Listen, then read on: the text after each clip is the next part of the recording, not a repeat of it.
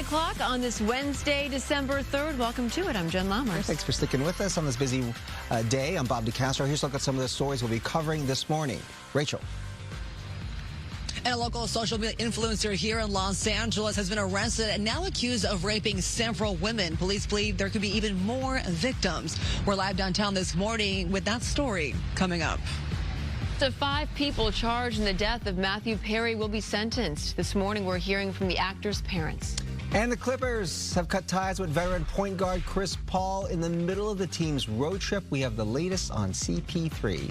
First, let's get to Maria with a look at the weather. Good morning. Good morning on this Wednesday, hump day. The cloud cover, the deeper marine layer that we saw earlier this morning, really starting to dissipate. Look at how the clouds kind of move from that northeasterly direction to the southwest. So the offshore flow is definitely starting to develop, especially if you're inland. If you're closer to the coast, you're still feeling that sea breeze. So temperatures actually going to still be slightly below the average in terms of those highs as those winds really kick in out of the northeast by later today into tomorrow. 42 degrees currently in Palmdale, 49 in Pasadena. It's chilly in Corona, just getting out of the 40s now. 32 finally reaching freezing in Big Bear to that 57 in Palm Springs. High temperatures in Palm Springs, the low desert areas will get into low 70s today. Upper 50s in the high desert. Mountains is eventually 40 degrees in Big Bear, and we've got 68 in the valleys, i.e. similar conditions along the coast. Downtown LA 66. That's down from yesterday's 70 degrees. It will get much warmer though. I will show you those temperatures and tell you when exactly coming up my complete forecast. First, I'll send it back to Stu up in Sky Fox, watching the slow traffic here on the 405. Where are you, Stu? Yo! Did I get it right? First drive, Maria. Yes, 405. Got that one. Oh, the weather, though, it's not delightful at all. It's like all this crazy haze out here, but is that affecting the drive? Probably not. 405 of Truff Drive? Yes, it is. I know it's shocking. That's going to be through the Sepulveda Pass. Yep, it's southbound. This morning, though, you're hitting the brakes by the Nordhoff exit, so it's a little extra slow and go for sure. Give yourself some extra time. No crash, thank goodness, just high volume. Northbound, do I even have to mention it? West LA out to the 118 and beyond. I'd probably say all the way out to the 5. It is a fantastic drive, but southbound, definitely give yourself a little extra time this morning. Just going to be busy. Sending it back to y'all in the studio. All right, Stu, thank you. To our top story now, and a doctor faces up to 10 years in federal prison this morning for his part in the death of actor Matthew Perry in October 2023. Mario Ramirez is live outside the U.S. courthouse in downtown L.A. with the latest on this. Mario. Yeah, that's right, Dr. Salvador Plasencia. He first appeared in court over the summer back in July, pleading guilty to 4 charges of distributing ketamine. And this morning, he's expected to appear in court to be sentenced by a judge here in connection to Matthew Perry's death. The 44-year-old, you can see him here, admitted to illegally supplying ketamine to Perry in the weeks before the Friend Star overdose death. Plasencia is set to be the first defendant of 5 to be sentenced. Perry struggled with addiction for much of his life, including during his years on Friends, where he became one of the most recognizable TV stars of his generation. Now, prosecutors are asking for a 3-year prison term, saying Plasencia knowingly exploited Perry, who was desperate for higher doses. They say Plasencia sold large amounts of ketamine to the actor even after his regular doctor refused, and even texted another physician calling Perry a moron who could be exploited for money. But investigators, they've been clear. Plasencia did not sell Perry the dose that killed him on October 28, 2023, but prosecutors say he still chose profit over Perry's safety. And defense attorneys, however, are arguing prison is neither necessary nor warranted. They say Plasencia has already lost his license, his clinic, his career, and has faced threats so serious his family moved out of state. He now lives in Arizona with his wife and 2-year-old son. And today's hearing will also give Matthew Perry's family, including his mother Suzanne Perry and stepfather Dateline correspondent Keith Morrison, a chance to speak. We're now hearing directly from the Morrisons in a new victim impact statement submitted to the court ahead of today's hearing. We want to show you part of that. It reads, "No one alive and in touch with the world at all could have been unaware of Matthew's struggles, but this doctor conspired to break his most important vows repeatedly, sneak through the night to meet his victim in secret." Now, Dr. Plasencia's hearing is scheduled at 11 o'clock this morning. Again, he's the first of 5 defendants in this case to be sentenced, and we're going to have more coming up. For now, that's the latest here just outside the federal courthouse downtown. I'm Mario Ramirez. We'll send it back to you. All right, Mario, thank you. We're following developing news this morning in the sports world. The LA Clippers stunned everyone overnight by cutting ties with Chris Paul. In a statement, the team said they're parting ways with the star. This after the team's 5-16 record. Paul announced 2 weeks ago that this would be his final NBA season and had signed a 1-year deal with the team. He'd played for LA 6 seasons prior. Paul broke the shocking news on his social media accounts overnight and posting this: "Just found out I'm being sent home," along with a peace out emoji.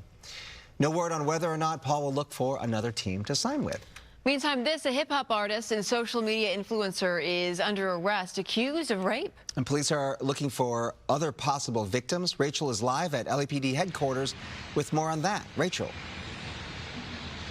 Hey, good morning. Again, unfortunate story at that we're following today. We're learning 32-year-old Clinton Adams has been arrested and also accused of raping several women. Take a look at this photograph here released by detectives from LAPD. They say that they're releasing this photo because they believe there are additional victims of unreported sexual assault.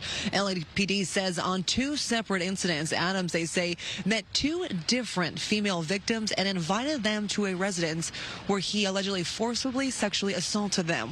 Well, Adams, who is also a resident of Los Angeles, is known on social media platforms under the username Clinton Lord and has hundreds of thousands of followers. Again, police want to get his image out to the public because they believe there could be more victims. Anyone who may be a victim themselves or even has additional information regarding Adams is, of course, urged to contact the Los Angeles Police Department.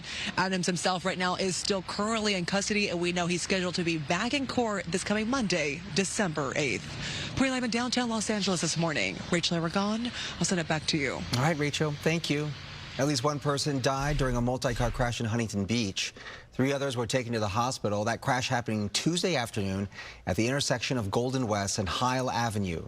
At least 7 cars were involved. Witnesses say a car sped through that intersection, then went airborne, then slammed into multiple other cars. The driver was pronounced dead at the scene.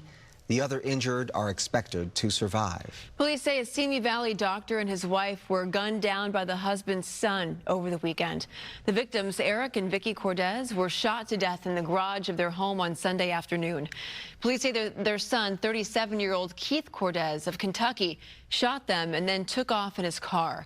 That vehicle was later found in Chino. Detectives say Cortez had set the car on fire and then took his own life. Investigators are now trying to figure out the motive behind the double murder-suicide. New this morning, UCLA releasing its annual Anderson Forecast. This analyzes the state of the national and California economy. Not all the findings are positive here. Roxy is here to break it all down for us. Good morning. Good morning. Let's start with here at home. When it comes to California's employment status, we are indeed struggling. The state lost more than 21,000 jobs in the first 8 months of 2025, leaving the unemployment rate at 5.5%, which exceeds the national average by more than a point. The forecast predicts the state's economy will be sluggish at the start of next year, but it will pick up in the second half of the year. Now, here's the good news. For us here in LA, investments in tech, AI, and aerospace have brought billions of dollars in new business to the area. The report also notes that in the first half of this year, nearly 70% of all U.S. venture capital spending came to California. When it comes to what's negatively impacting our economy as a whole, it does seem like the new tariffs and the Trump administration's immigration crackdown did top that list. Back to you. Hi, Roxy. Thank you. Still ahead, the news. Skiers and snowboarders have been waiting for. We're going to tell you when Big Bear will reopen. Hint, it's very soon. A man already working hard to evict a bear living underneath his home captures a second bear trying to move into. We have the very latest on that.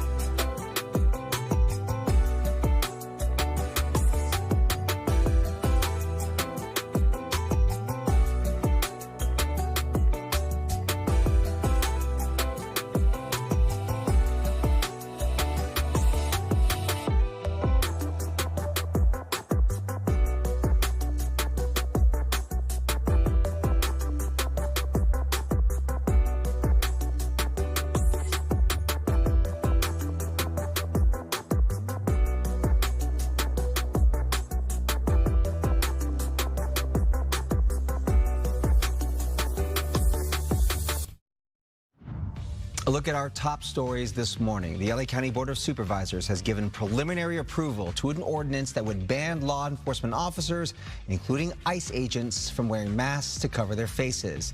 It passed on a 4-0 vote on Tuesday. A second vote is still needed for final approval, which will be held next week. New video of a firebombing attempt at the downtown LA Federal Building. Officials releasing images of the suspect. That's him on the bottom left corner of your screen right there in that orange vest. Authorities arrested 54-year-old Jose Jovel outside the building on Monday. He's accused of throwing several Molotov cocktails at the facility while shouting anti-ICE remarks. The bottles did not ignite, but the building was forced to evacuate. And it is the news skiers and snowboarders have been waiting for. Big Bear Resorts has announced opening day at Big Bear is tomorrow, followed by Snow Summit. That's on Friday.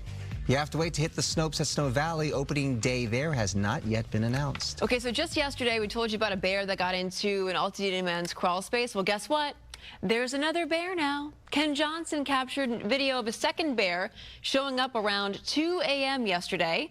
The second bear tried to go into the crawl space, only to be scared off by the first bear, who's already living there. He's 500 pounds, by the way.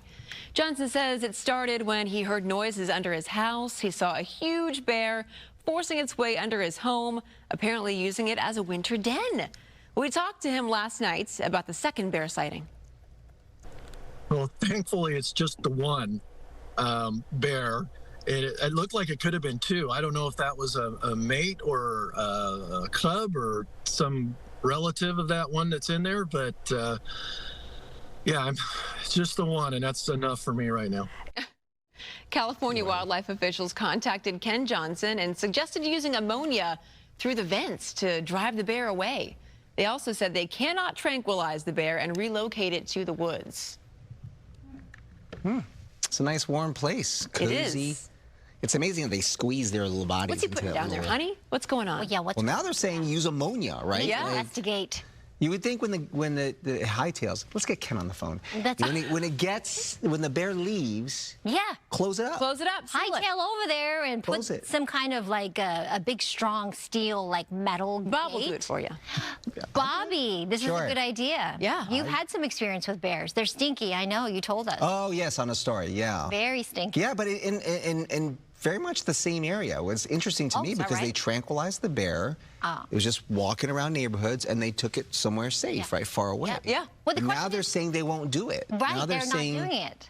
Why? It's now got to they're pose a saying danger. It's got to pose like some kind of a danger or Well, it's safety a risk. which I- danger to this man's home, obviously, and perhaps the rest of the neighborhood. You would think. Does you it- would think. Doesn't that count? Doesn't make any sense. Yeah. We're trying to get a hold gotta of get Fish and Wildlife We're on the- trying to on the get horn. them, but they're busy. They're busy? Okay. All right. Well, let's We are trying to get a hold of them. Yeah, we are. Okay, well, as soon as you get a hold of them, I know that you're going to be on it and you're going to let us know. High pressure, I'll let you know about this. The high pressure system is in control of our weather right now, and it's giving us some warmer temperatures. The bears are coming out, you know, they smell the food, temperatures are warming up. That's nice. The offshore flow is going to get stronger today, tomorrow. That is going to help warm us up. Today's still going to be kind of on the cooler side because of that sea breeze still influencing some of the temperatures or some of the cities closer to the coast. But as that high strengthens and gets in that right position, we're going to get that clockwise flow of air around that high, giving us that northeasterly wind. And so that's going to warm us up beginning, I would say, Friday into this upcoming weekend into early next week. In the meantime, the wind advisory will stay in effect at least until tomorrow afternoon, and then the winds will start to relax a little bit. But these wind gusts will get up to 40 plus, 50 plus miles per hour. Some of those usual wind-prone areas below the Kansan passes, through the Grapevine, the San Gorgonio Pass. Just be extra careful, especially if you've got a high-profile vehicle. West and south swells will continue. So we've got some swells rolling in. That combined with the high tide of 7+ feet, that is giving us some dangerous conditions along our shores.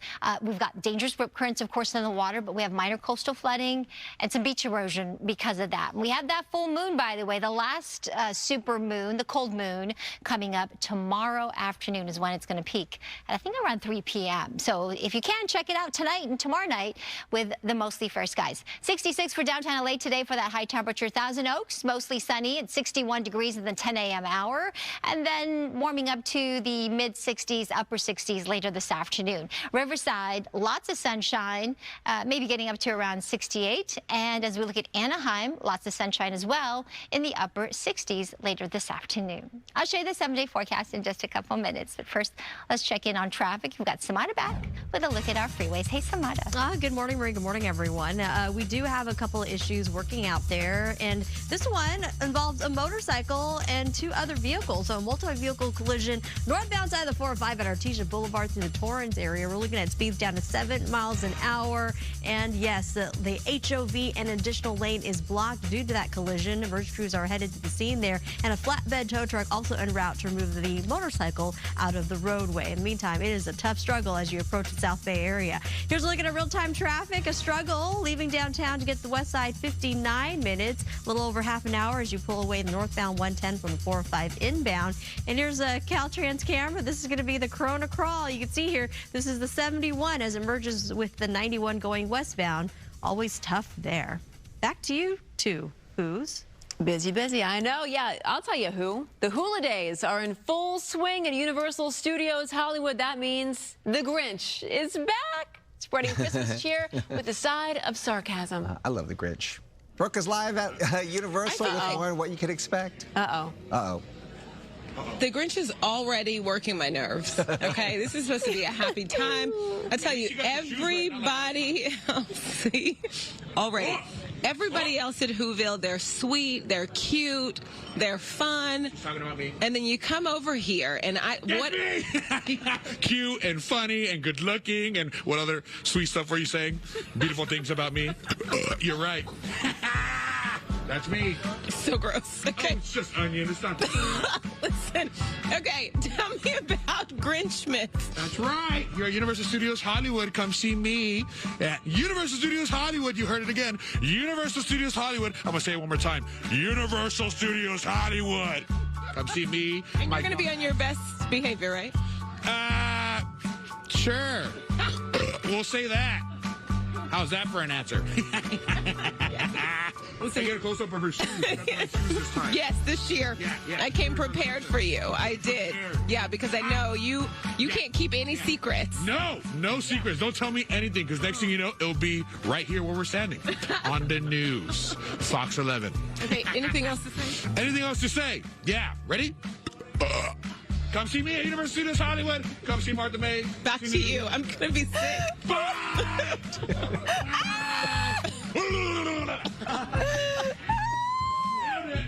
She's like, I'm ending this. Oh, you got not just 1 burp, but 3 burps. Wow. That means he likes you. Yeah. Oh, stop coughing. Yeah. Oh, my gosh. All right. What a gem. Yeah. What a gem. She's smiling. She's still standing there. I'm stuck in here. We're Brooks. That's Oh, why. and Where am I going to go? Yeah. Block her. All right. We'll be right back. These people are just having so much fun with this. All morning.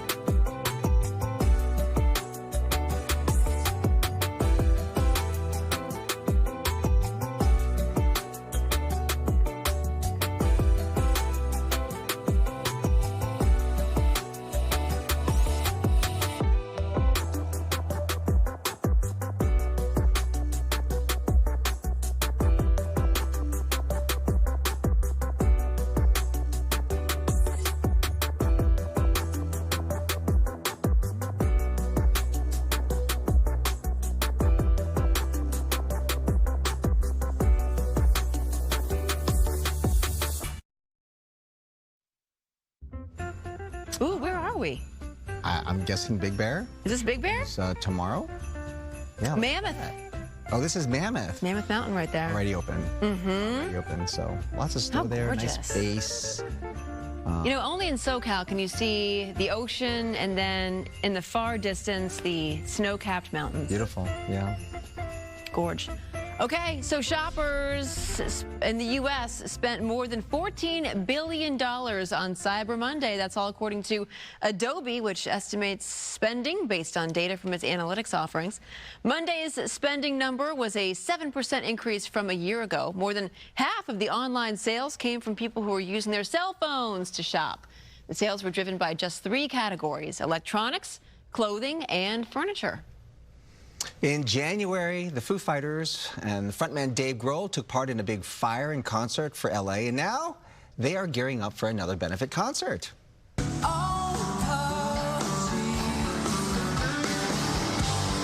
Next month, Grohl and the Foo Fighters will take part in a benefit concert with proceeds benefiting organizations including Hope the Mission and the Los Angeles Mission. The only pre-sale opportunity for tickets is Sunday at the Forum. To participate, fans have to bring non-perishable food items like rice and pasta. These will go to the mission and other organizations, and the show will be on January the 14th. So a raccoon broke into a liquor store, had a few drinks, and then passed out drunk in the bathroom next to the toilets. This is not a joke. This actually really happened. He got into the Ashland, Virginia liquor store, through the roof on Black Friday, and then ransacked the shelves. He broke more than a dozen bottles of booze. Once he had a few sips, then he went to the bathroom and, yeah, passed out. That's him right there. A police officer picked him up, took him to the shelter to sober up. You can't make this stuff up. It happens, and people just don't realize it. And I actually gave my officer a high five. I was like, fantastic. I wish we had little handcuffs to put on him, you know. And it was just more or less hilarious of where he passed out in the bathroom beside the toilet. Oh, college. The raccoon caused about $250 in damage. I had to look it up, that whether, you know, raccoons like drinking, and apparently there's, like, in Germany, in parks, when people, like, leave their beer behind. Yeah. Like, the raccoons go around scavenging, looking for beer Well, they scavenge cans. everything. Of course, booze is going to be up beer. there. They're like, heck, I got some beer here. Right? Yeah, party, Get the munchies and they go wild. Coco is at Knott's Berry Farm this morning. Coco.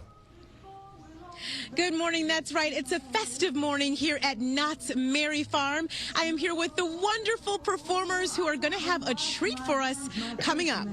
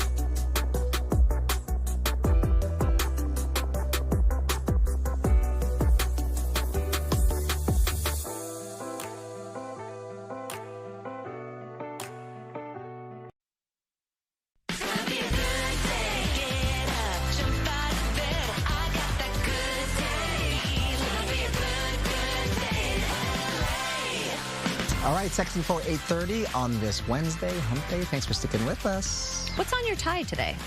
Oh, these are polar bears. Oh, Yeah. polar Thought bears. it was rhinos Yeah. from here.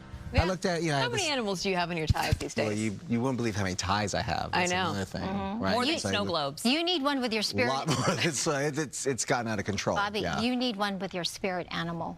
Which would be? The drunk raccoon. The drunk raccoon. Somebody make I'll a take drunk the drunk- raccoon tie, please. We'll buy it for Bob for Christmas. We will Yeah, get just it for splayed out on the floor like Yeah, that. just I know, as we get ready for the holidays. Speaking of the holidays, do you guys realize the countdown is on? don't say it, please. I'm not ready. I'm not going to just say it, Amanda. I'm 21 days. gonna show it to you. Maria, Here it is. Ah. I'm showing it to you. I know, it scares some people. It scared me, actually. We say Christmas, but Christmas Eve is kind of like the Yeah. For some The big people, day, yeah, right? for some For us. people, that's when you gather, right? You go to midnight mass, and then you get to open gifts. For some people, it actually begins on the 14th. December 14th is Hanukkah. That's when you start giving those gifts. You have the big dinner, and then we've got 22 days until the holiday there for Christmas holidays, 29 days until New Year. So it's coming up on us, you guys. Yesterday, it didn't feel so much like winter or about to be winter. We have 2 days in a row now here in downtown LA of above average highs. We did cool it down yesterday just because of that sea breeze that was developing, and we're still going to get some of that today. The winds are still on the weaker side coming out of the northeast, but the bottom line is we are going to continue to get another round of Santa Ana winds, moderate Santa Ana winds, which will warm us up a bit as we get into the latter part of this weekend into next week with above average normal temperatures. Today, we're shooting for 66. We'll wait and see if we actually get that cool, but that is below the normal 69. The sun will set later this afternoon at 4:43, and here are the temperatures we're expecting this afternoon. 40 degrees in Big Bear, which, by the way, Bear Mountain has opened officially, that resort, and then Snow Summit. Actually, tomorrow, excuse me, and then Friday will be the official opening of Snow Summit. 72 in Palm Springs, 67 in Pasadena, 66 in downtown, as I mentioned, 68 in Woodland Hills, to that 71 in Oxnard, and out in Orange County, 66 degrees in Huntington Beach. I'll show you that 70 forecast in just a couple minutes, but first, let's check back in with Samada, get another update on the traffic conditions. Hey, Samada. Good morning, Marie. Good morning, everyone. We do have a couple of issues working at this hour. A brand new crash, unfortunately. If El Monte is where you're heading and you're commuting at this hour, you're going to be met with a two-vehicle crash westbound side of the 10 at Peck Road. The delays are quickly adding up. We do have emergency crews headed to the scene there. It's currently taking away the express lane. The hazard lights are on, and they're trying to move everything off to the right shoulder. In the meantime, quite active there. And earlier, motorcycle-involved collision here has you backed up all the way to the 110. We've got speeds down to 9 miles an hour. It's going to be on the northbound side of the 405 at Artesia Boulevard. A flatbed tow truck, again, on the way to get that motorcycle out of the roadway. But beyond that collision, it's looking pretty good as you make your approach towards LAX. Real-time traffic, 57 minutes to get from downtown to get to the west side as you're driving through Mid-City. 35 minutes, move along northbound side of the 110 from the 405. And 46 minutes, your drive coming inbound from the Diamond Bar area. Here's a look at our Caltrans camera. Northbound stretch along the 405, again, northbound through Irvine, a little heavy. Southbound as you go further into South OC, looking pretty good at this hour. Send back over to you two. All right, so I want to thank you. The latest now on SNAP payments, and Trump administration now threatening to reduce SNAP payments to many Democratic-controlled states until those states provide more information. The Trump administration saying that it is trying to reduce fraud within the SNAP payment system, but this, of course, could affect millions of Americans. So joining us now is Gina Platanino. She is the SNAP Director of Food Research and Action Center. Gina, thank you for being here this morning. Thank you for having me. First of all, what does this mean? There are 5.5 million Californians who are on the SNAP program. What does this mean for Californians? It's a lot of posturing. You know, this comes off of an executive order that the president issued in February requesting unprecedented data. In the 16 years that this program has operated with the federal government, this amount of data has never been requested because you want to protect people's information. There were 2 lawsuits filed, one of them by the states, another one by private individuals. And there's currently a Holden state saying, that the federal government and USDA is not allowed to ask for this data or withhold funds from the states. They're going back to court next week, and we shall see what the court says then. So you're saying we're going to wait and see, and you're saying it's posturing at this point, but there are millions of Californians, of course, who rely on these SNAP payments, and they're wondering with CalFresh, and they're wondering what's going to happen. Are we going to have a reduction in some of our payments and our benefits next week? What do you think is going to happen here? So they're threatening the administrative funding, right? The funding that the state of California utilizes to manage the program. Benefits for December have, they're in the process of being issued. Like I said, there's currently a court order saying that the administration cannot do this at this moment because those items have yet to be litigated, whether or not USDA has standing or is lawfully doing this. What kind of data is the Trump administration looking on these SNAP recipients? They're looking for social security numbers, date of birth, addresses, all of information that's incredibly sensitive that could lead to third parties, identity theft, fraud. State agencies have this information and have processes that they could keep it protected, and they send randomized but not identifying information to USDA to report on cases. So asking for this data is not necessary because they're already doing it in a way that it's safe and protects people's identity from identity theft or other types of fraud. So California already has this information, and again, the reason why you're saying that California does not provide this is for sensitive personal information. I mean, all of these folks, when we pay our taxes, when we apply for benefits and things like that, whether through the state or the federal government, you have to provide this information. So why would this be any more sensitive than the information that we normally would provide to the federal government for any kind of assistance? Because this information, again, there are different ways. There's different acts that protect this information, and it's asking for information whether or not the individual is currently on the program. So whether or not you have applied, whether or not you're not in there, asking for all of this information is not necessary for the running of the program in the way that it's supposed to run. So the Agriculture Secretary, Brooke Rollins, on Tuesday at a cabinet meeting, she said that this is all necessary to root out fraud, that some recipients had been utilizing SNAP benefits in other states, that there were some deceased people whose names were still on that registry. The way that the system works is states are already doing all of this. It's a very lengthy process for you to get SNAP benefits. You have to apply. After you apply, you have to interview. After you interview, you have to verify all the information, and then you do ongoing checkups. The state, it's already doing this. It's already checking. The SNAP is one of the most highly quality control programs that we have in the federal government. The state's already addressing this. And when we talk about fraud, the fraud that is going on within SNAP is that we have criminals who are skimming individual benefits from these individuals, and that has yet to be addressed. And one of the things that the Trump administration has been saying is that undocumented immigrants are receiving all of these benefits.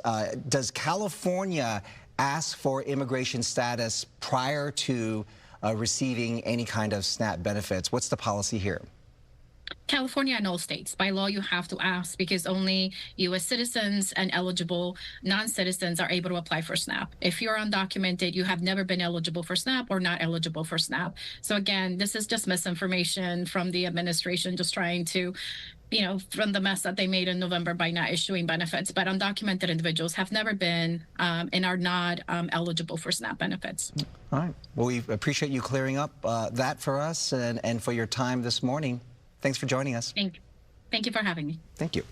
The holidays are perfect for family-friendly fun. Now, Knott's Berry Farm is changing it to Knott's Merry Farm. It has begun. Coco McAvoy is live in Winter Park now with more on the park's big holiday tradition. Good morning. Hey there, it's the most wonderful time of the year, and we're spending it here at Knott's Merry Farm, which is, of course, a wonderful time to come with your family. We're here with the performers, and they have a special moment for us.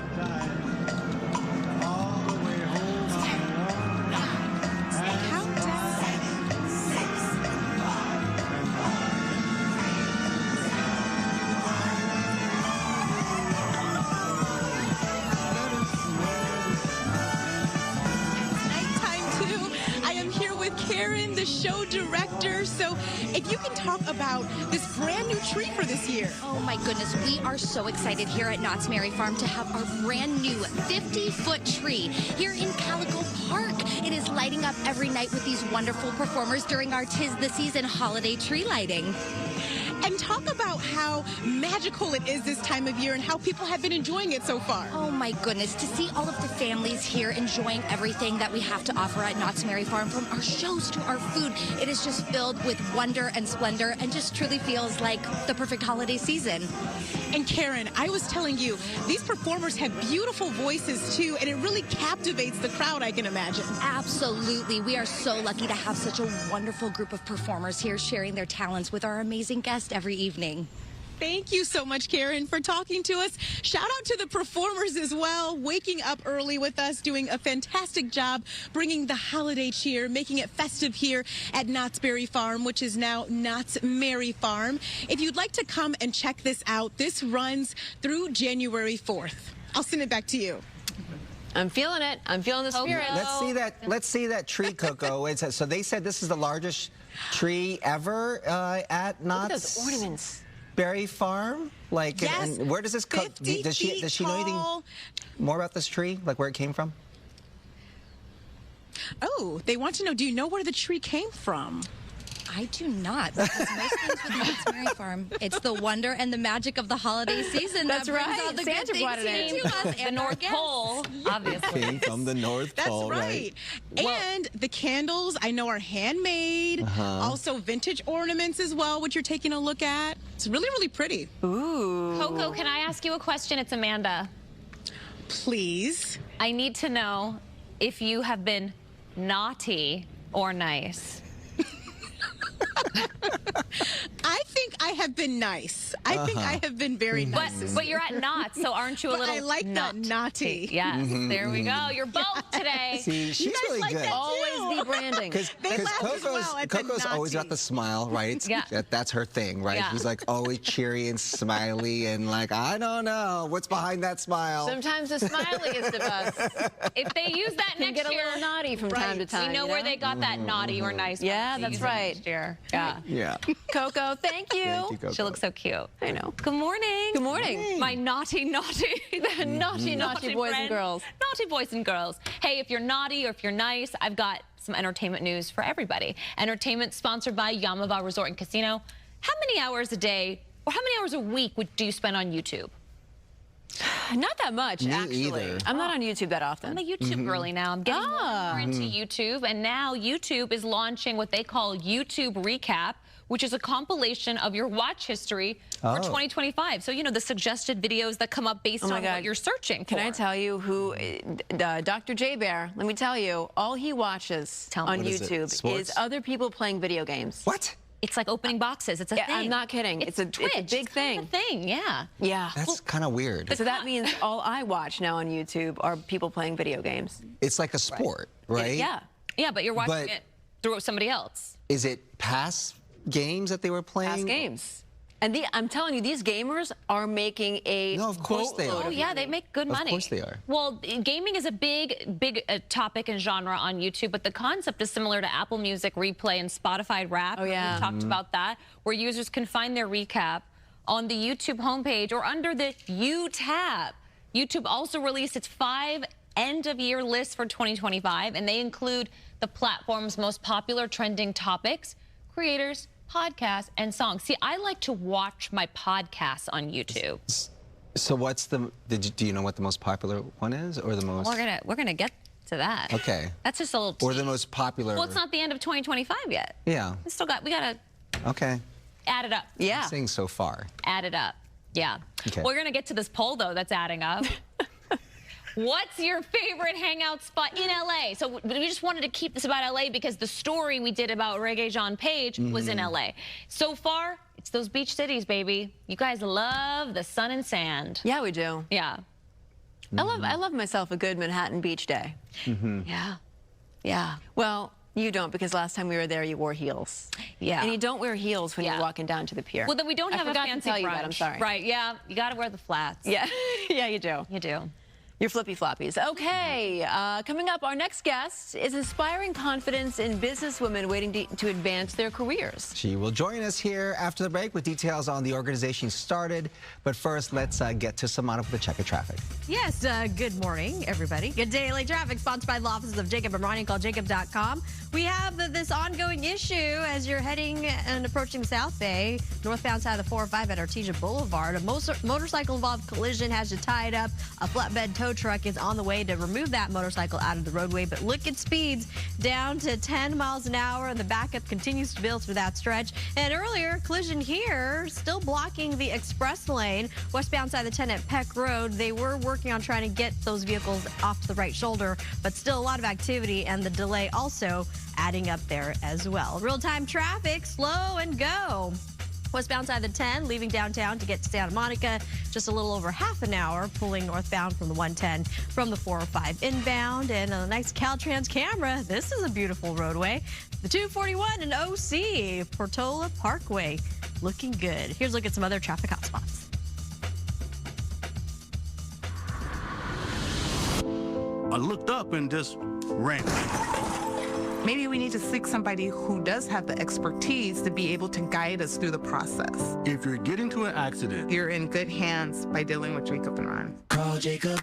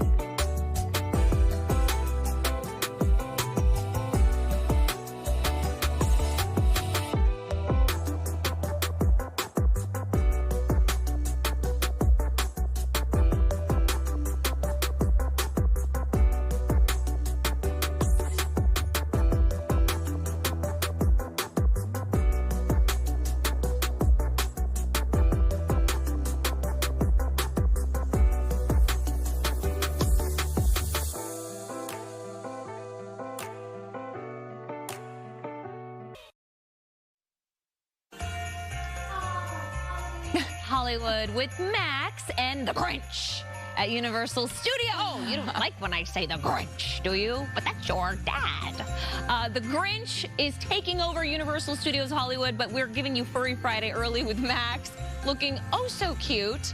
Ooh, look at all those presents. I hope the Grinch doesn't take them. Ooh, Max, you got to keep guard. Guard over those presents for Grinchmas, which has returned to Universal Studios Hollywood. They're getting all set up. We're going to get more of a look inside later on this morning, but an early Merry Grinchmas to all. Okay, and speaking of the holidays, looking for some family fun Disney style? Well, look no more, because Disney on Ice presents Let's Dance. It's coming to the LA area December 11th through January 4th, and you can join DJ Mickey as he and his friends take on the turntables and they DJ it up for us. You can visit DisneyOnIce.com for tickets and more information. But how would you actually like to get hooked up and take the family to a show on us? Well, today, Good Day LA wants to hook you up with 4 tickets to Disney on Ice presents Let's Dance. Starting December 11th at the Honda Center, you can enter for a chance to win through the link that's in our pinned post on the Facebook page, the Fox 11 Facebook page, or scan that QR code right there on the screen. Easy peasy, lemon squeezy, and one winner is going to be selected today. Good luck to all of our viewers. Now let's send it on over to Maria for a check on the forecast. Amanda, thank you. We've got some weather to talk about. Indeed, this weather is sponsored by the law offices of Larry H. Parker. We've got an area of high pressure right now that's in control of our weather, and it's really been blocking these storms away from us on, up, and over into the Pacific Northwest. And this high is going to be around for a while. Its position, it's going to get to a place where the winds coming out of the northeast will get stronger again today into tomorrow. Those wind gusts expected to come out of the northeast through the canyons and passes 50+ miles per hour. So if you've got a high-profile vehicle, you really want to be careful. We also have a high surf advisory in effect. So we've got some swells rolling in. That combined with some high tide, 7+ feet. That is giving us some beach erosion, minor coastal flooding as well. Dangerous rip currents in the water, so just be careful if you are headed to the coast. Temperatures on the sand, 66 to 68 degrees, 4 to 7 feet. Ventura County, LA beaches, 2 to 5+. Orange County as well as San Diego. So high surf advisory in effect for the coast. We're going to get to low 70s next week for the beaches. 66 for downtown LA today, a little bit of that sea breeze, but we'll start the warm up tomorrow. We'll get to the upper 70s by next week, Monday, Tuesday, nearing 80 degrees. Valleys, Inland Empire, 68 today. Getting up to about 74 on Friday. Look at 80, 82 next week, Monday and Tuesday. The mountains, 40 degrees.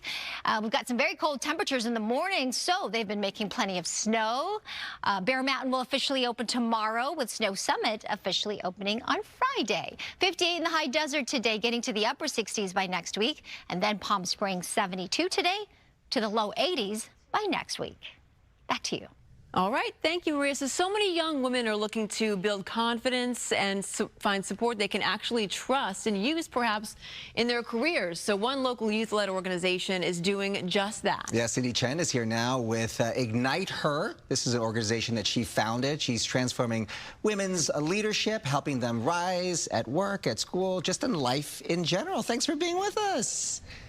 You said you started this just a couple of years ago, right? Because you're 17 right now. You're a high school student. Yes. Where do you go to school now? I go to high school in Walnut High School. Okay. Pretty exciting. Shout out Walnut. So it was just like 3 years ago. What inspired you to start this? I think my entire childhood, there were a lot of people that would always call me things like bossy and stuff like that. And then they would call the guys like natural born leaders. And right, just like completely spinning the narrative. Yeah. So that was really what inspired me, because I became really socially anxious because of the fact that I was like, oh, everyone's gonna judge me for being too much of a leader or something like that. And 55% of other girls apparently also feel that way. They don't want to lead because they're afraid to be seen as bossy. Oh, absolutely. And that extends throughout your adult life too, right? There's this stigma almost of a woman being assertive in the workplace, or maybe at home. Certain names get thrown around. Yes. So, and I think that it's so important that the work that you're doing, you started this when you were 15 years old. Hey, Bob, what were you up to when you were 15, right? No, it's great. So tell me how this has impacted young women that you've seen so far. I think the major impact is obviously in Los Angeles, a lot of students who have been part of our workshops. They've been empowered to go and start doing advocacy, start doing activism, go into business and things like that. But then like beyond like the Los Angeles area, one of our biggest like impacts has been in countries overseas where they don't really engage with a lot of this kind of feminism or this kind of women's empowerment. And a lot of the times it's the first time they're seeing like rhetoric or like the message that we're trying to spread. And I think we get a lot of impact in those areas as well. So how do you go about this? Is it finding this network and finding women leaders, other leaders out there to try and talk and engage with younger people? Like, how do you go about this? Like, what does Ignite Her do? I think like we really started from basically the bottom with like no connections, no resources, nothing like that. So it was very difficult in the beginning, but slowly when you have a message that's strong enough and powerful enough and enough girls like really believe in it, everything becomes much easier, because once you get that messaging down, everyone is like, yes, I resonate with this. And a lot of people did resonate with the idea of, I want to be a leader, but I'm afraid of judgment. And that simple message was enough for us to connect with girls all over the world. What are some of the resources that you have available? Like resources that I have available, like experts that, you know, people who've been in the so for a while. We reached to a lot like of experts to come give talks to our students. So like that includes like legislators, that includes like professionals in different fields, medical professionals, in a lot of different fields like that. And all of that has just been through like grassroots networking and just like reaching out to people. So you're a junior now, or you're a senior? Or what are I'm you? a senior. You're a senior? Yes. So where's your life? Yes, we want to know what's next for you. You started this thing as a youngster. You're still young, but what's next for you? I mean, I'm really looking to continue growing Ignite Her, even after I graduate high school, for example. I don't think it's something that's like specific, just a high school project for me or something like that. It's something I want to continue doing. It's really my passion. And yeah, so in college, I definitely want to go more into the advocacy sphere. I want to go into law. So definitely areas that really areas that definitely really apply to our mission. Yeah. That's awesome. That's awesome. It is. Well, you're off to the races. You're off to a terrifically great start. How can people learn more about Ignite Her? Yeah, so we actually have a website, igniteherproject.org, and then you can also find us on Instagram and a bunch of other social medias also at Ignite Her Project. All right. Cindy, thank you. Thank you, Cindy. All right, let's check in with Sandra and Roxy now about what's coming up the next 2 hours of Good Day LA. Good morning. Good morning. Hi there. Good morning, you guys. So the Long Beach International Tamales Festival returning this weekend. We'll take a closer look at the holiday tradition behind preparing those tamales. Plus, the Clippers announcing its all-star home court hoops program. Bob's heading to the Intuit Dome to show us how you can get an NBA-branded basketball hoop for free.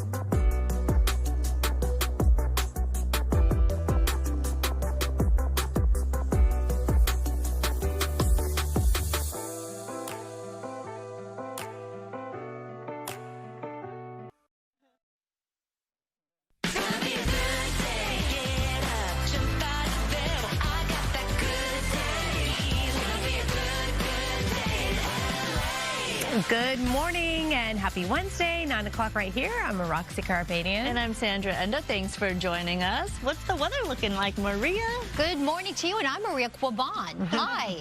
There I am. Thanks for joining us. Thank you. It's good to be here on the desk with you guys at the top of the 9. I don't get to do that very often. But, and I'm Amanda. And Amanda. And you're here too. I feel like Kristen Wiig and SNL. And I'm Amanda. Roll call. Well, weather-wise, you guys, it has been actually pretty nice, right? The wind. I'm freezing. So cold. Oh, well, I mean, if you want to be micro data about it. Micro data. Micro, yeah. Let's get into it. Early in the morning. Let's get into it. I like that. Early in the mornings, yes, we're getting that chill. In fact, temperatures are going to be a little bit cooler than average today. But yesterday it was warm. We got up to 70 degrees, and that is above the average. As we look at our satellite radar pictures, high pressure is in control of our weather. You can kind of tell what's going on with the wind.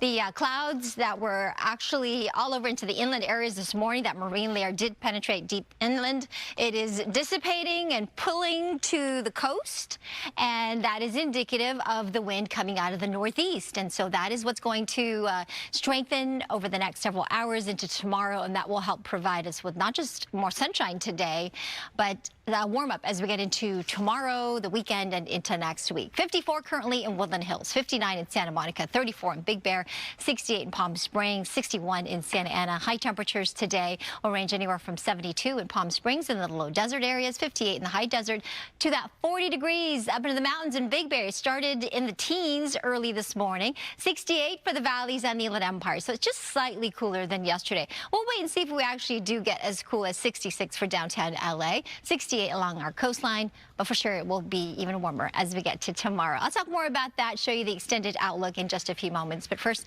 let's check in on the roads, the traffic conditions at this hour. We've got Samada with a look at that. Hey, Samada. Good morning, Marie. Good morning, everyone. We do have the latest problem spot. If this is where you're heading, it's going to be an issue. This is going to be the southbound side of the 605, right there, the 105 transition road to the 105 through the Norwalk area. 3 vehicles collided, one of which is unfortunately a big rig, and that's going to tie you up. Look at the delays backing you up for at least a couple of miles there. So make sure you give yourself extra time as we have tow trucks on the way. Here's a look at our real-time traffic in and out of downtown. Still pretty tough. 51 minutes leaving downtown, driving through Mid-City just to get to the west side. A little under half an hour as you're pulling away from the northbound 110 from the 405 inbound. And here's the live Caltrans camera. As we've been pointing out, fog is an issue in some spots, and this is it. 15 at Indian Truck Trail Road. A little tough to see, but at least the roadways are moving along pretty nicely at this hour. Slow down if you do encounter some of that fog. Ladies? All right, Samana, thanks so much. Breaking news in the sports world overnight. The LA Clippers have cut ties with star Chris Paul. In a statement, the team said that they are parting ways with the star. This after the team's 5-16 record. That's right, and Paul announced 2 weeks ago that this would be his final NBA season and that he had signed a 1-year deal with the team. He's played for LA for 6 seasons. Paul broke the shocking news on his social media accounts overnight. He posted this: "Just found out I'm being sent home," along with a peace out emoji. No word on whether or not Paul will look for another team to sign with, so we'll see about that. On to this now. One of 2 doctors involved in the 2023 fatal ketamine overdose of actor Matthew Perry is due to be sentenced to federal prison this morning. That's right. Let's go to Mario right now in downtown with what we can expect. Good morning. Roxy, Sandra, good morning. Dr. Salvador Plasencia, he is the first of 5 defendants in this case to be sentenced. He'll learn his fate today. He's already admitted to distributing ketamine illegally to the actor in the weeks leading up to his death just over 2 years ago. Now take a look. The 44-year-old pictured here. Well, he is due in federal court today. Prosecutors say Plasencia knowingly exploited Perry, a longtime addict who was desperate for higher doses. They say he sold large amounts of ketamine to the actor even after his regular doctor refused. Perry, at 54 years old, was found unresponsive in his jacuzzi October 23rd, 2023, and an autopsy confirmed his death was due to acute effects of ketamine. Plasencia, a former urgent care clinic operator in Malibu, was facing a trial before reaching a plea deal back in July. He now faces up to 10 years in federal prison for each of the 4 distribution counts, though prosecutors are seeking a sentence of just 3 years, stating he sought to exploit Perry's medical vulnerability for profit.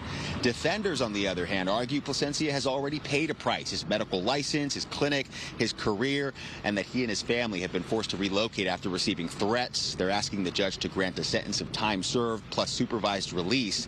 Now, the actor's family is sharing their grief through a victim impact statement submitted to the court ahead of today's hearing. His mother, Suzanne Perry, and stepfather, Dateline correspondent Keith Morrison, wrote, "No one alive and in touch with the world at all could have been unaware of Matthew's struggles, but this doctor conspired to break his most important vows, repeatedly sneak through the night to meet his victim in secret." Now, again, while prosecutors are calling for a 3-year sentence, they say that he could be facing a maximum of 40 years in federal prison. And of course, we'll be following this hearing today, and we'll have updates throughout. For now, that's the latest here downtown outside the federal courthouse. We'll send it back to you, Sandra and Roxia. Probably also using him as an example to send a stronger message to other people out there who may be thinking of, blurring the lines and taking money in order to facilitate whatever addiction someone may have. Yeah, and this could also set a precedent for the other 4 defendants that are set to be charged, or I should say sentenced in the coming weeks and months. Jasveen Sangha, known as the ketamine queen of North Hollywood, she's due in court on December 10th. I was going to say, yes, there are more people involved in all of this because it was quite an elaborate scheme and a network of people that really contributed to, unfortunately, the actor's death, as we know, as it played out.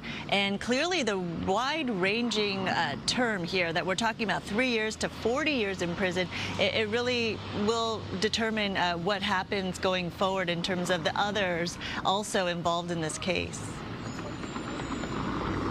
Yeah, and it is somewhat surprising that prosecutors are only calling for a 3-year sentence here. As we mentioned, the judge could hand down a maximum of 40 years. And we're also expecting other statements from family members and others who've been impacted by Perry's death. So that could have some sort of play in the outcome of this as we learn Dr. Plasencia's fate in court today here at the federal courthouse. All right, more to come there. Mario, thank you. Appreciate that. A hip-hop artist and social media influencer behind bars, accused of rape. And now police are looking for more possible victims in all this. Rachel Aragon is live at LAPD headquarters with all the details in this story. Rachel. Good morning. Again, unfortunate story we're following today. We're told by police that 32-year-old Clinton Adams was recently arrested. Also, he's accused of raping several women. Detectives, though, also releasing a photograph of him because they want the public to know what he looks like. The reason being, they believe there are more victims out there of sexual assault. LAPD also saying that 2 separate incidents happened. Adams, they say, met 2 different females, victims, and invited them to a house where he forcibly sexually assaulted them. We know Adams himself, though, is a resident of Los Angeles and also very popular on social media with several hundred followers on his accounts. Police also saying they want the public to be familiar with him and what he looks like because, again, they believe that there are more victims out there. Of course, if you're a victim yourself or know any information about these incidents and Adam, you're urged to call the LA Police Department. Adams himself right now is currently in custody. We know he is scheduled to be back in court this coming Monday, December 8th. We're live in downtown Los Angeles this morning. Rachel Aragon, I'll send it back to you. All right, Rachel, thank you.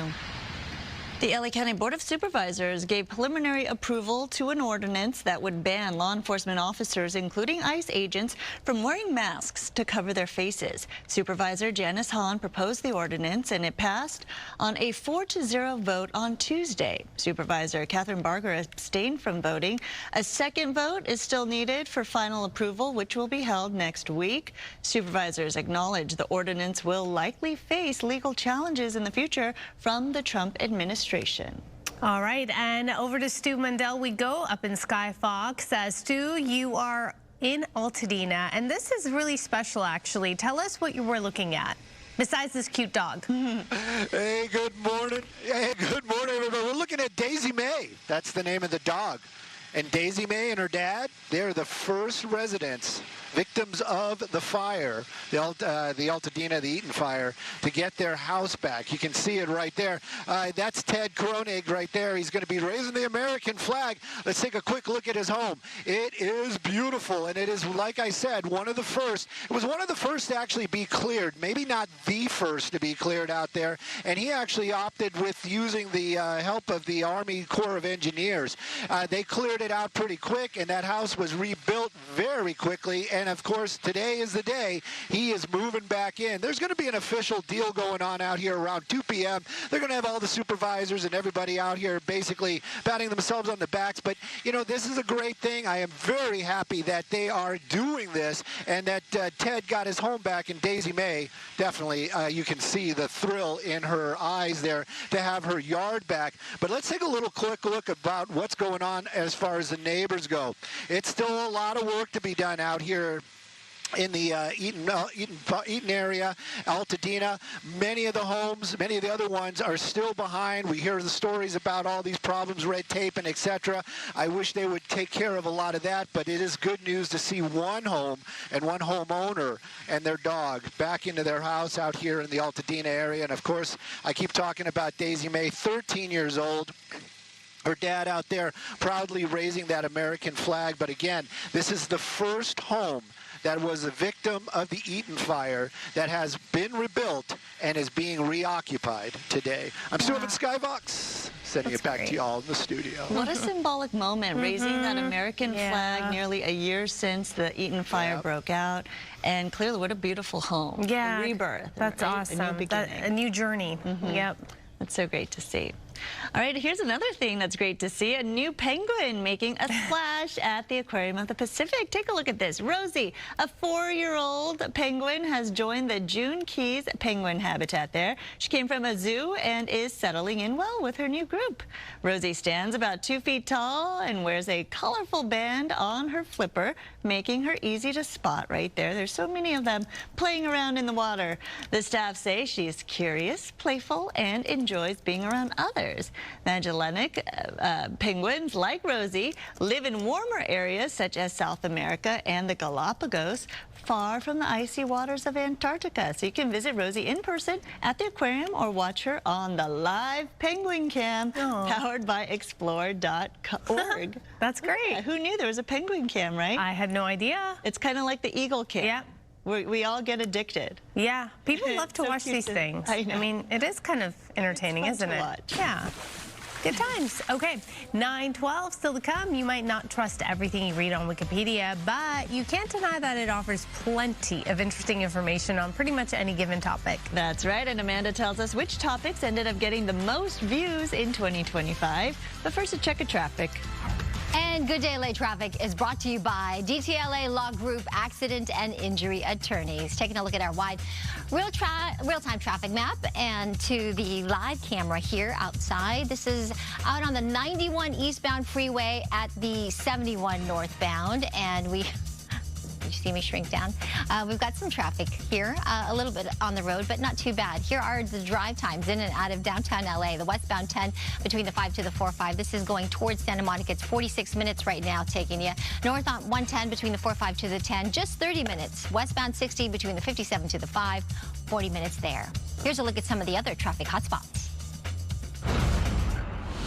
This broadcast is locally sponsored by DTLA Law Group, Auto Accident and Injury Attorneys. Have an injury? Text Injury Help to 40222 or visit us online at calldowntown.com. Message and data rates and usage may apply.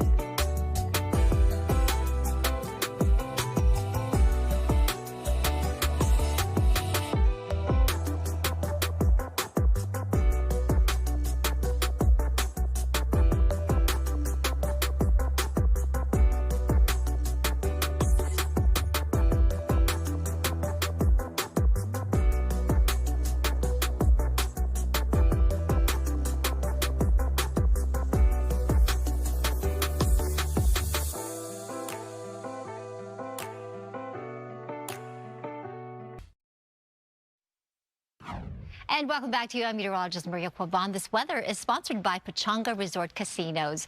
We've got some wintry weather here across the Rockies, area of low pressure there. High pressure for us will start to strengthen a little bit today, and that's going to give us the offshore flow, another round of gusty Santa Ana winds, and that will give us those wind gusts in those wind-prone areas below the Canton Passes, closer to 40, even 50 plus miles per hour. This will also warm us up, especially as we get to the weekend and into next week. But definitely this ridge of high pressure is going to be in control of our weather for the next several days, keeping those storms well away from us, riding up and over this ridge of high pressure up into the Pacific Northwest. The wind advisory is still in effect through tomorrow afternoon. It's particularly gusty in these areas here, part of the 5 freeway in the Grapevine, Santa Clarita out towards Fillmore, all the way to the coast in Ventura, as well as parts of Malibu. Those wind gusts, like I said, getting up to 50 plus miles per hour. We still have some fog, dense fog here through parts of the Grapevine, so just be careful if you are headed up the 5 freeway. That fog advisory in effect until this afternoon. Highs today ranging from 66 in downtown LA. If you're headed to Bakersfield, yeah, it'll drive through that fog. 50 degrees there later this afternoon. 49 Fresno, 16 Sacramento, to 65 to our south in San Diego. Here is our day planner for Thousand Oaks, getting into the low 60s at around 11 a.m. with a little more sunshine. We'll hang on to that sky to the upper 60s later this afternoon. Riverside, plenty of sunshine at this hour this morning. That high temperature in the upper 60s, cooling off to 61 at 6 p.m. I'll send it back to you. Thank you, Maria. It is chilly. I know. I think I'm gonna bring my little space heater here. Sorry. I have one here. We have one. I could share. Must be nice. How warm and toasty you must feel. Good morning. Hope you're watching in a warm and toasty place. Entertainment is sponsored by Yamaba Resort and Casino. Ready or not, I have the Ready or Not 2 trailer for you that debuted today. Surviving hide and seek, you've triggered a new game. This time against the High Council families. Double or nothing. This part will be familiar. They will try to kill you. Welcome to our home. Whoa. This is exciting. Fans of the comedy horror film are definitely ready for the sequel. Ready or Not 2, Here I Come, hits theaters April of next year, starring Samara Weaving, Catherine Newton, Sean Hattie, Sarah Michelle Gellar, Elijah Wood, and more. The first film was released in 2019, and I'm sure you haven't watched it. How'd you know? Your reaction when you saw her in the gag. Yeah. So imagine you're marrying somebody whose family is part of a gaming empire. And you're thinking, wow, I'm marrying into this big, illustrious family. And you get married and they go, well, there's just one last thing before you're officially a part of this family. We're going to torture you? We're going to play a little game, and they give you cards, and you pick one up, and it says hide and seek. Oh, my goodness. But it's lethal hide and seek, so you have to, like, you could die. Run and hide for your life. Well, that's Ready or Not. So the Bloody Bride is back with Samara Weaving. My goodness. Wow. Who comes up with this, right? Somebody who wonder if they're twisted. Well, right? definitely twisted. I mean, yes. Aren't most horror films twisted? I mean, they've got a total empire there. So that comes out in the spring. So great cast, though. Great cast, and it just goes to show that horror films are not just for Halloween. That's right. All year round. Okay, so we are approaching the end of the year. Can you believe it? It's almost the end of 2025. There was so much that happened this year, and we have the most read articles of 2025. And guess what, ladies? Entertainment stays on top, especially original movies and superheroes for the win, or at least in the top 10. Take a look. This is the list. As you can see, Charlie Kirk in the #1 spot right there. The first 2 or 3, pretty dark. Ed Gein, obviously, but that is kind of entertainment adjacent, obviously, because of the Netflix series with Ryan Murphy's Netflix series. Then I want you to look specifically at #8, which is Sinners, an original film by Ryan Coogler, produced by our friend Sev Ohanian. #8 spot just goes to show an original screenplay can dominate not only the box office, but awards as well. It's definitely going to be in the conversation as we see the Golden Globes, Critics' Choice, and Oscars approaching. And you have Superman, and also goes to show you can remake a movie or TV show many times, but some things are just tried and true, and that is the red and blue. That is Superman. So David Corenswet in that title role of this year. a lot of entertainment. Yeah, Ozzy Osbourne too. Ozzy Osbourne, yes. May he rest in. It was interesting that Pope Leo came in between President Trump and Elon Musk. Elon. Something. Yeah, true. The new He's Pope, who was also, again, sandwich there. Yeah, he was right there, but also a big fan of movies. Yeah, that's right. That's there right. you go. That's right. All right, Amanda, thank you. Coming up, it's beginning to look a lot like Grinchmas, especially at Universal Studios. Oh my gosh, Brooke, I feel like you were just there. That's how fast the year has gone. It feels like that, right? Wait, look, but check this out. How cool is this? We're inside the post office. Normally, you know, this is roped off because they have to keep all of the special packages and all of these fun Christmas gifts. Really, they have to keep them away from the Grinch because, you know, he likes to steal, okay? Are you talking about the Grinch? I am talking about the Grinch. The only thing he's stealing these days are our hearts, Oh, dear. we'll be right back. Oh, good. Oh, my gosh, how fun. And don't forget about today's hookup. Today, Good Day LA wants to hook you up with 4 tickets to Disney on Ice Presents Last Dance, or Let's Dance, rather. It's happening December 11th at the Honda Center. Enter for your chance to win through the link in the pinned post on our Facebook page, or link through the QR code right there on your screen. One winner will be selected today. Good luck.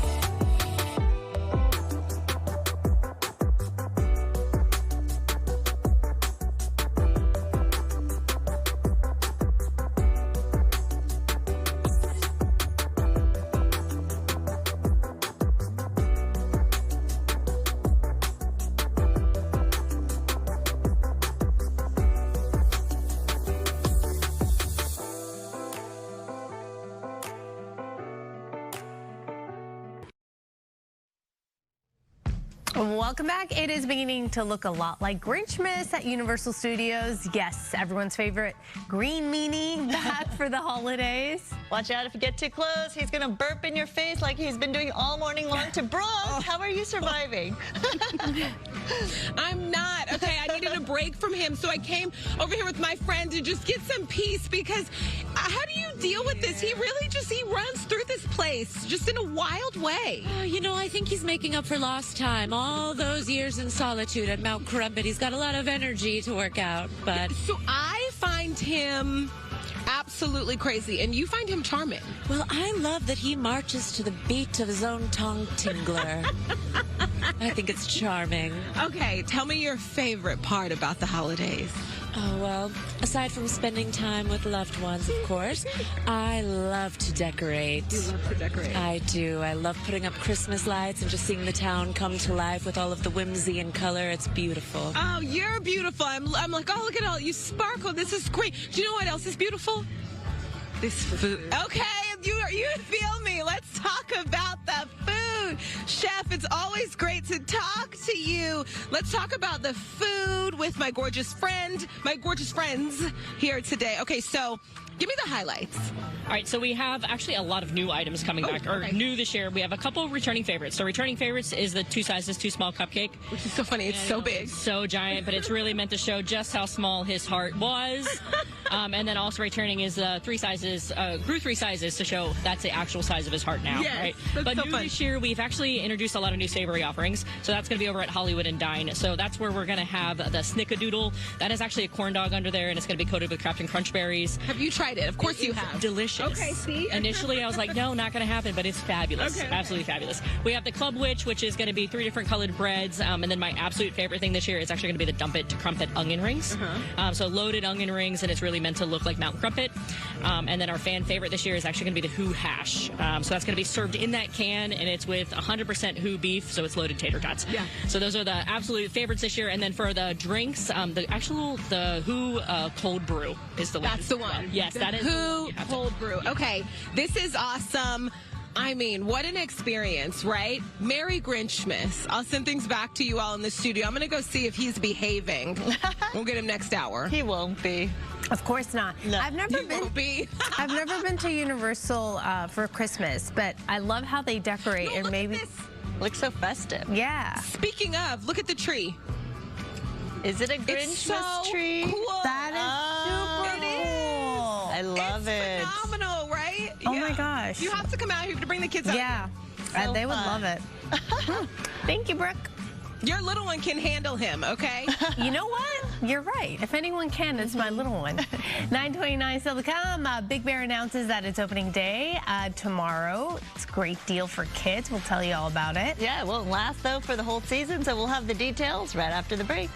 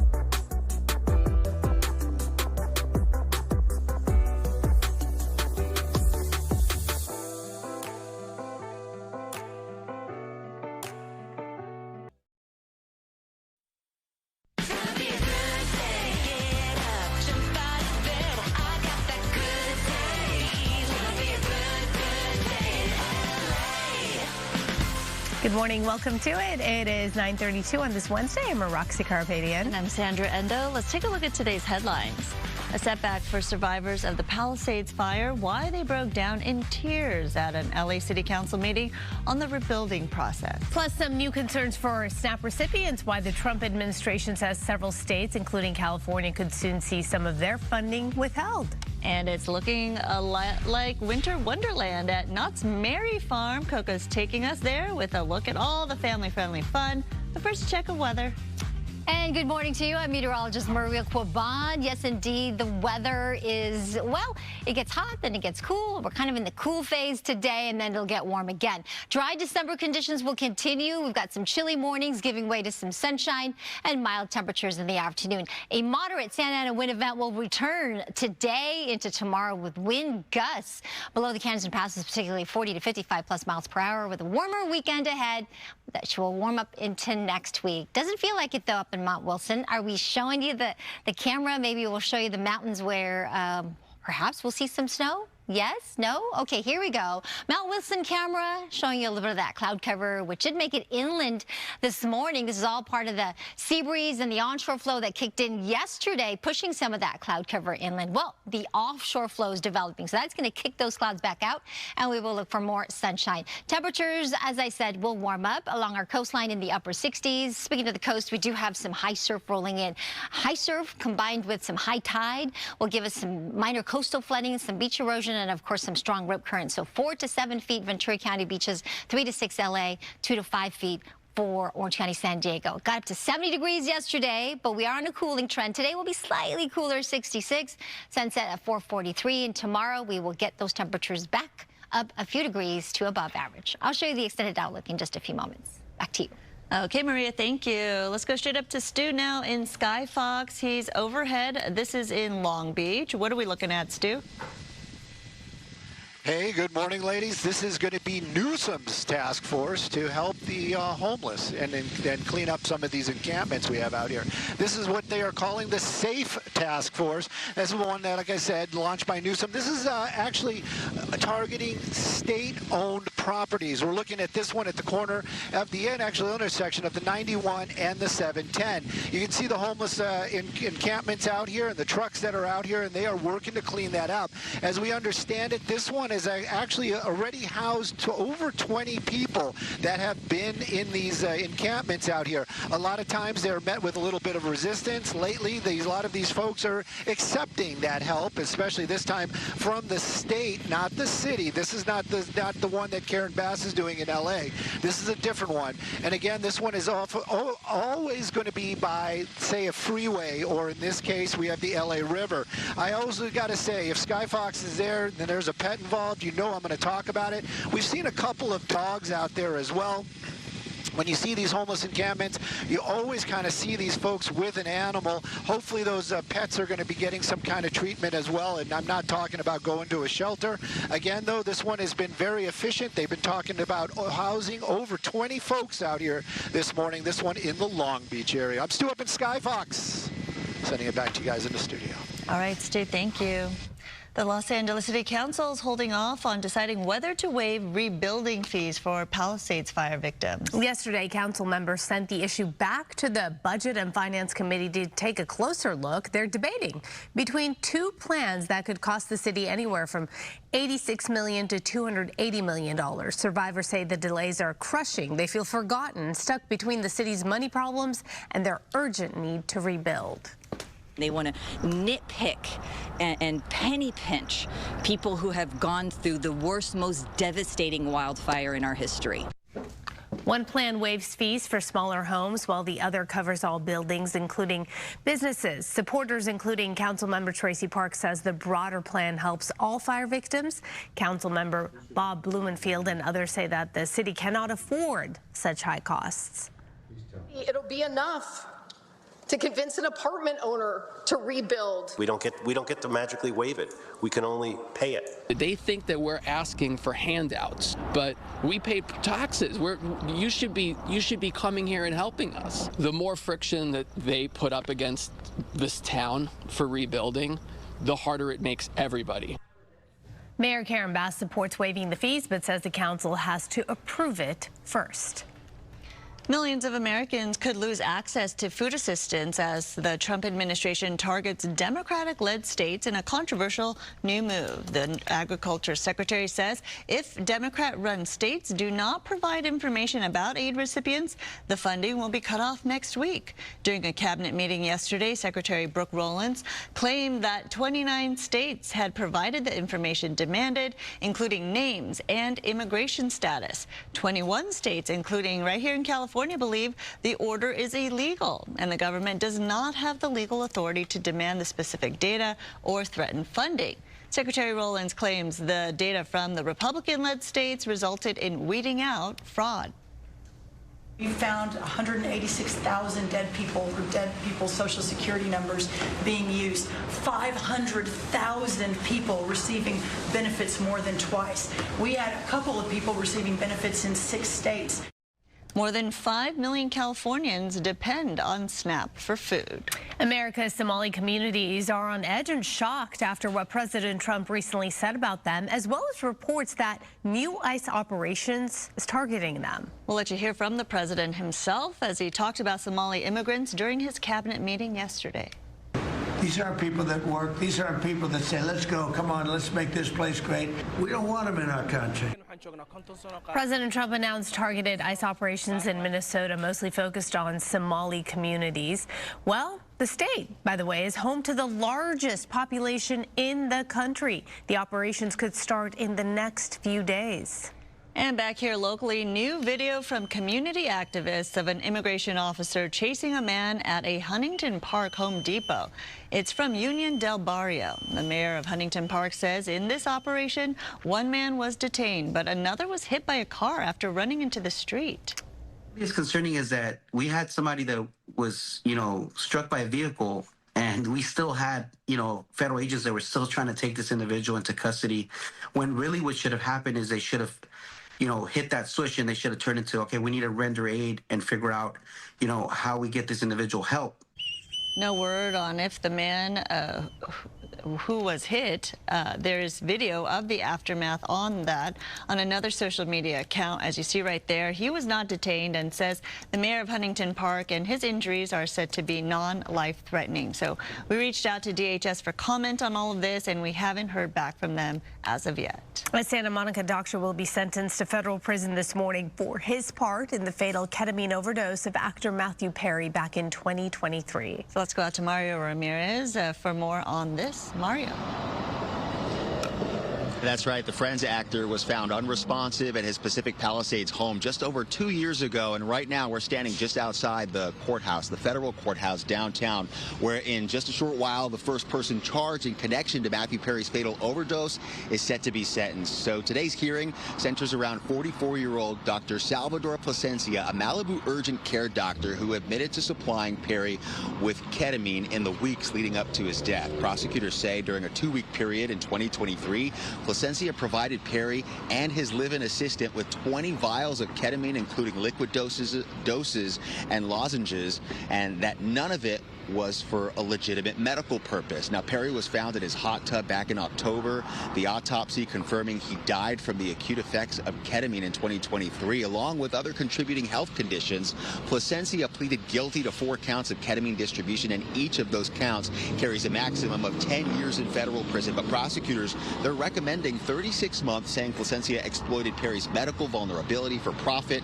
They point to text messages he sent to a co-conspirator, including one that read, "I wonder how much this moron will pay." But on the other hand, you have defense attorneys that are asking for a more lenient sentence, time served, and 3 years supervised release. They argue that Plasencia has already lost his license, his clinic, and his career, and that his family has relocated after receiving threats. Now, today's hearing scheduled at 11 o'clock this morning. This is the first sentencing to be handed down by a judge in connection to Matthew Perry's death, and we're going to have more coming up. We'll have updates throughout the day. For now, that's the latest here in downtown outside the federal courthouse. We'll send it back to you. All right, Mario, thank you.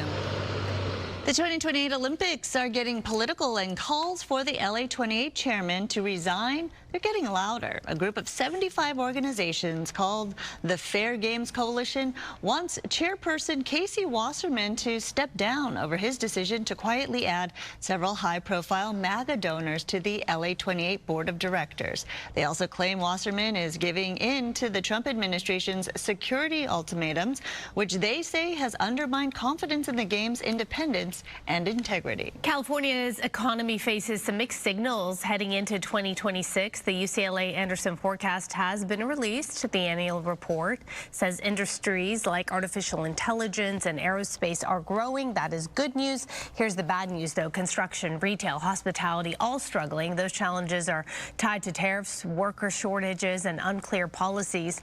Unemployment has stayed above 5% for over 18 months and may not improve until 2027.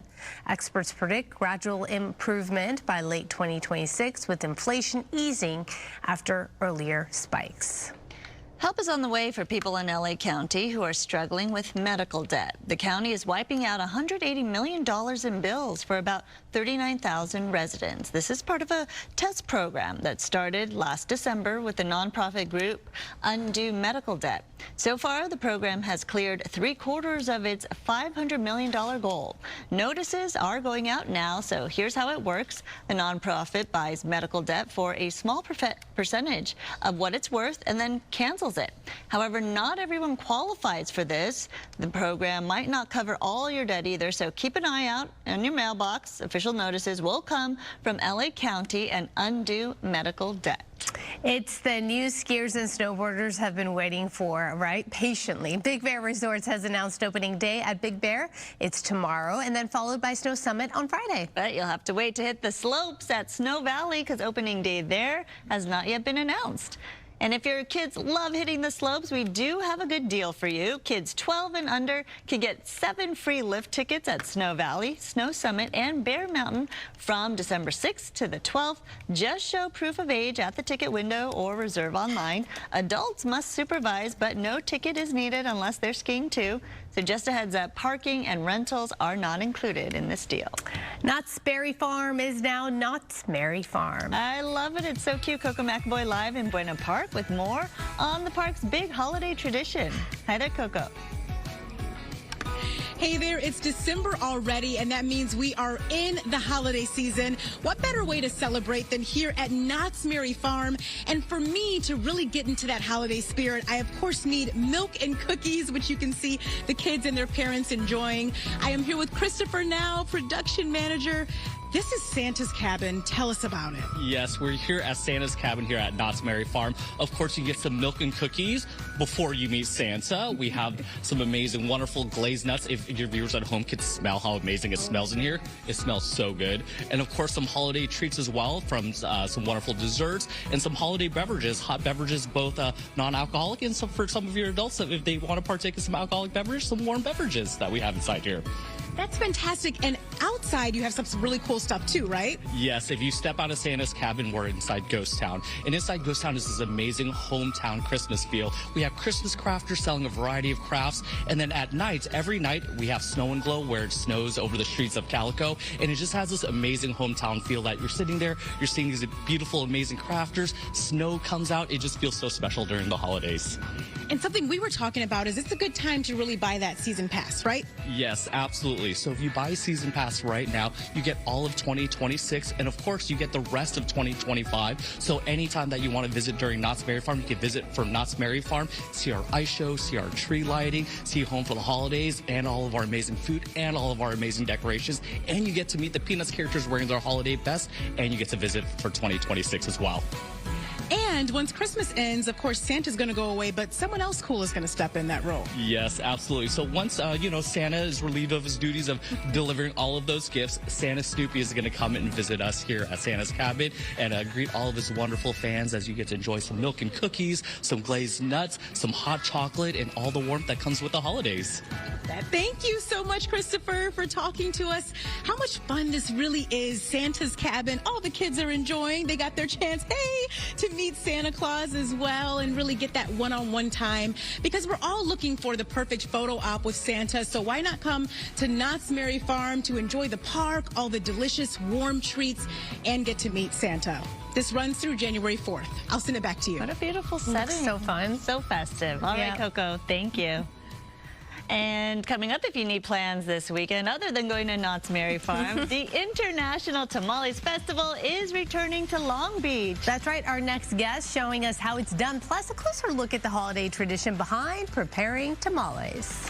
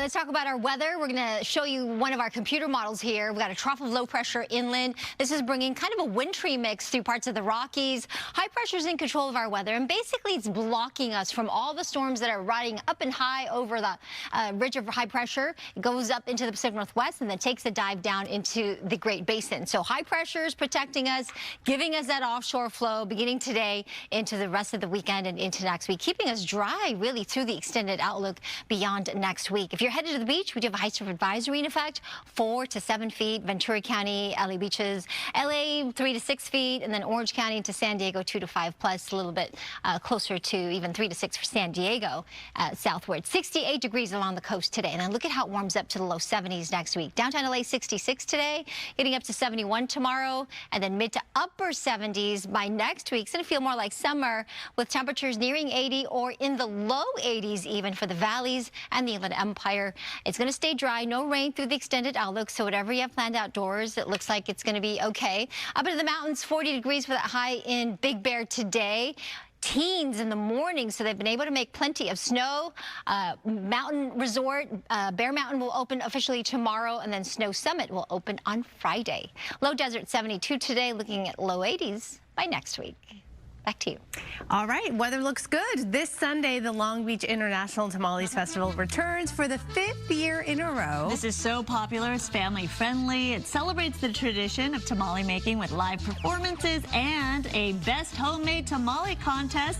Local retail pop-ups and plenty of tamales, of course. So joining us is the festival creator, Salvador Flores, and the owner of the Tamale Fiesta, Nancy Herring. Welcome. Hi, guys. Thank you for coming. What a great setup you have. These trophies are no joke. We take this seriously, right?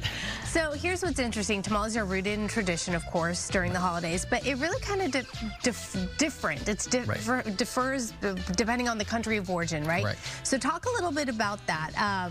What represents, what will be represented in the festival this year? There's going to be all kinds of different tamales, right? Very unique ones. There's going to be from different regions of Mexico, Latin America. For example, Salvadorian tamales, they do them with banana leaves. We're having some very unique that people aren't used to, which is the birria tamales, which is, completely new. There's guava sweet tamales that, that's also very unique. Oh, so some are sweet, some are sweet. Yeah, there's all kinds of, it's the place where you can try dozens of different tamales. How many will there be? Like, how many places of origin? So there's going to be 4 different countries, and there are several states of Mexico, which every state usually is very different. And here in LA, the most popular, obviously, are the Mexican tamales. I love eating them, obviously, because you get a surprise inside, depending on where it's from, right? Some have, like, raisins or fruit in it. Right. With the sweet and savory. I love it. Okay, so there's a whole technique that's done in making these. So, Nancy, look at all of these awards you've won making your famous tamales. So what's the secret sauce? Show us how it's done. Okay, so my favorite thing to unwrap during the holidays is a tamale. So we're gonna go ahead and get started in how to make them.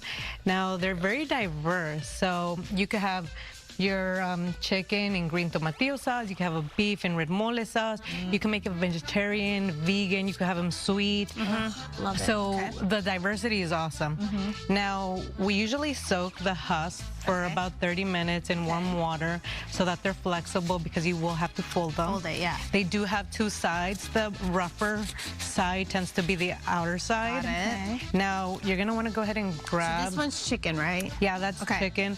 These are not spicy, but because they are very diverse, you can make them spicy.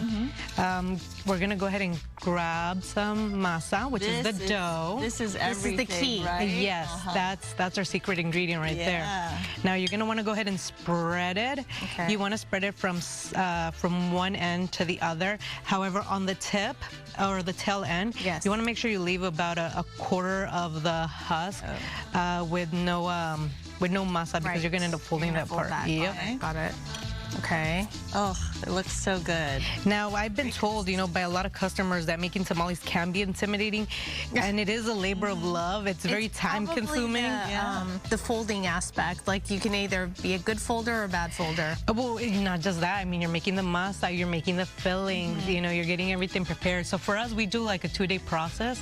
We'll start with just the fillings and the salsas, and then the following day is when we'll invite everybody. I love the tradition of it, bringing family together. Now we put the middle in?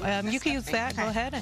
You want to grab some, this is shredded chicken. Green tomato. I want to get to the folding part before we run out of time. Show us, just so we show a little bit of... So what you want to do is you want one side of your masa to touch the other side of your masa. And then once you do that, then you just fold it again. Oh, I see. I always do this with like dumplings too. I overstuff. Look, I overstuff. Touching each other. Oh, no. See, that's okay. There'll be some chunky tamales, which is good. We try to add a lot of protein in there, which is good. I love it. Oh my goodness. And then the tip that's not didn't have the masa, you want to fold that in. Oh, I see. Okay, got it. That's it. Nice. I mean, you guys are tamale pros now. Oh, yeah, sure. Fun. I love this. Okay, exactly. So then we would pop them into the steamer. You want to put water about like 1/4, and then steam them for about 90 minutes, and they'll be ready. The cheese ones tend to come out. Well, if you need help on Sunday, let us know, okay, guys? Yes. I'll eat them. She'll make them. All right, thank you so much. The International Tamale Festival is this Sunday in Long Beach, so head to lbtamalesfest.com for tickets and information, and we are